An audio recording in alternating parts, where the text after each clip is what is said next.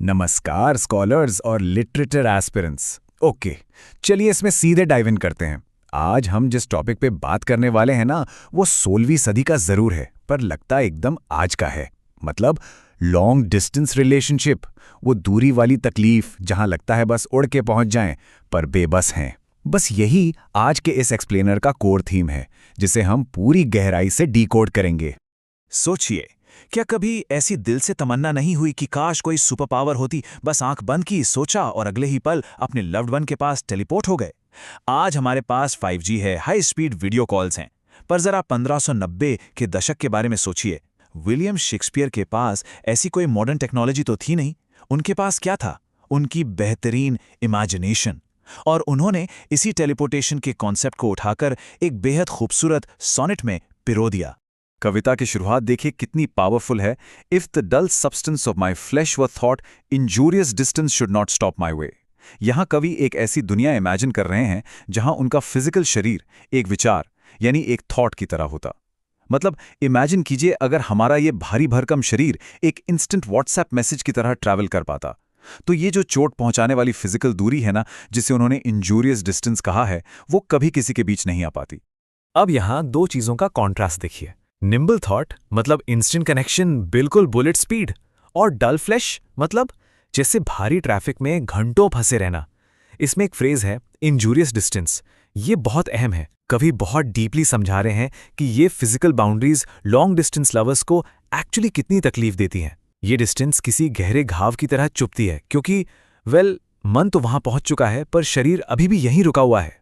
For nimble thought can jump both sea and land as soon as think the place where he would be। अब यहाँ जो सबसे ज्यादा interesting बात है वो ये है कि कवि का दिमाग एकदम सिनेमैटिक स्पीड से टेलीपोर्ट हो रहा है, जैसे फास्ट फॉरवर्ड बटन दबा दिया हो। जैसे ही किसी जगह के बारे में सोचा, वो विचार पलक झपकते ही समुंदर और जमीन दोनों को लांग जाता है। माइंड पर किसी फिजिकल बैरियर का कोई असर नहीं होता। अब लिटरेचर एग्जाम्स के पर्सपेक्टिव से ये कॉन्सेप्ट बहुत खास है। थॉट एक फुर्तीला और स्विफ्ट मेंटल एक्शन। सोनेट 44 में इस वर्ड को एग्जैक्टली 4 बार रिपीट किया गया है, और ये रेपिटेशन बेवजह नहीं है। ये बार बार उस मेंटल स्पीड के एहसास को एम्प्लीफाई करता है। ये शब्द यहाँ किसी अल्टीमेट टेलीपोर्टेशन डिवाइस की तरह सेटअप किया गया है, इसके ठीक पहले कि आगे आकर एक बहुत कड़वी सच्चाई का सामना करना पड़े। But thought kills me that I am not thought to leap large lengths of miles when thou art gone। यहां आके ना कविता की तेजी अचानक से एक झटके के साथ रुक जाती है। एक बहुत ही पेनफुल रियलिटी चेक मिलता है कि हम इंसान एक्चुअली मैप पर बनी दूरियों को छलांग लगाकर पार नहीं कर सकते। ये एहसास ही कवि को अंदर तक मार रहा है कि वो खुद एक थॉट नहीं है, उनका महबूब दूर है और वो मीलों की दूरी एक पल में तय नहीं कर सकते। ये पूरी तरह से तोड़ देने वाला एहसास है। तो सच्चाई क्या है? रियलिटी चेक ये है कि इंसानी शरीर भारी और धीमे तत्वों से यानी स्लो एलिमेंट्स से जमीन पर बंधे हुए हैं। इस टाइंजा में सेपरेशन और जुदाई का एक बहुत गहरा मिलन कोलिया झलकता है। कवि को अब मजबूरन टाइम्स लीजर यानी समय के अपनी रफ्तार से गुजरने का इंतजार करना ही होगा। एक तरफ दिमाग की फुर्तीली उड़ान है और दूसरी तरफ शरीर का ठहरा हुआ भारी बोझ। और ये पॉइंट उस दौर की एरिस्टोटेलियन साइंस को ब्रिलियंटली इलस्ट्रेट करता है। उस वक्त माना जाता था कि यूनिवर्स 4 मेन एलिमेंट्स से बना है।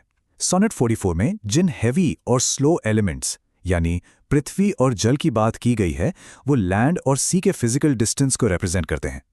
इसके ठीक ऑपोजिट इसके साथ ही सोनेट 45 में एयर और फायर जैसे हल्के और तेज एलिमेंट्स की बात होती है। ये दोनों सोनेट्स एक तरह से जुड़वा हैं, जो फिजिकल बंधन और मेंटल फ्रीडम के इस डीप कॉन्ट्रास्ट को पूरा करते हैं।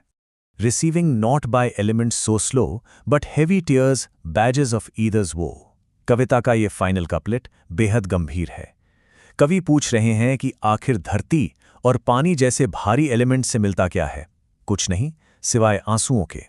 आंसू जो खुद पानी का रूप हैं, और उनके गिरने का बोझ धरती के गुरुत्वाकर्षण यानी ग्रेविटी को दर्शाता है।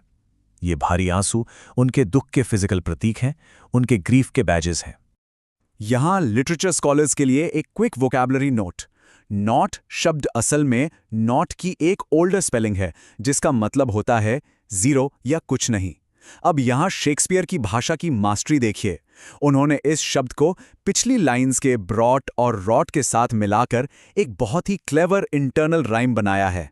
ऐसी ही बारीकियां एग्जाम में कैच करनी होती हैं, तो इस पर जरूर ध्यान दीजिए। ऑलराइट, अब शिफ्ट करते हैं अपने एग्जाम गोल्ड माइन सेक्शन की तरफ। असिस्टेंट प्रोफेसर एस्पिरेंट्स, इन कोर फैक्ट्स को नोट कर लीजिए। ये सोनेट फेयर यूथ को एड्रेस्ड है, likely the Earl of Southampton. इसका स्ट्रक्चर क्लासिक इंग्लिश या शेक्सपियरियन सोनेट का है, meaning ABAB CD EFEF GG। Meter बिल्कुल क्लासिक आयम्बिक पेंटामीटर है, और सबसे जरूरी, ये 2 पार्ट एलिमेंटल सोनेट्स का हिस्सा है, जिसे सोनेट 45 के साथ पढ़ा जाता है। ये पॉइंट्स डायरेक्टली पेपर्स में आते हैं। एक और crucial point, scholar Paul Ramsay ने इस सोनेट के लॉजिकल स्ट्रक्चर का बहुत खूबसूरत विश्लेषण किया है।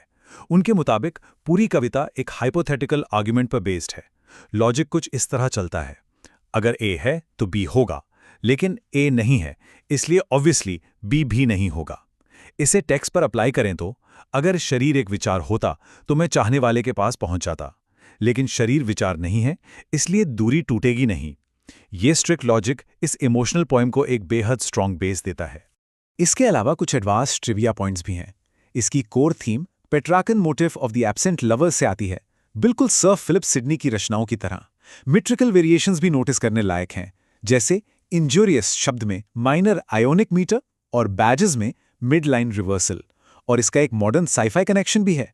ऑड्री निफनेगर की famous book the time travellers wife में इंस्टेंट टेलीपोर्टेशन के पेन को समझाने के लिए इसी सोनेट का रेफरेंस लिया गया है। यह दिखाता है कि यह कॉन्सेप्ट कितना टाइमलेस है। इस पूरे विश्लेषण को रैप अप करते हुए एक सवाल यहां छोड़कर जाना बनता है, क्या आज की मॉडर्न टेक्नोलॉजी सच में प्यार के इस इंजूरियस डिस्टेंस को खत्म कर पाई है, या फिर वीडियो कॉल्स और मैसेजेस सिर्फ एक इल्यूजन है जो धरती की इस कड़वी रियलिटी और उन भारी आंसुओं को बस छिपा देते हैं? ये सोचने वाली बात है कि कैसे शेक्सपियर का 400 साल पुराना मेटाफर आज डिजिटल एज में भी बिल्कुल सटीक बैठता है। इस एक्सप्लेनर के लिए बस इतना ही। इस सोच को आगे खुद एक्सप्लोर कीजिए।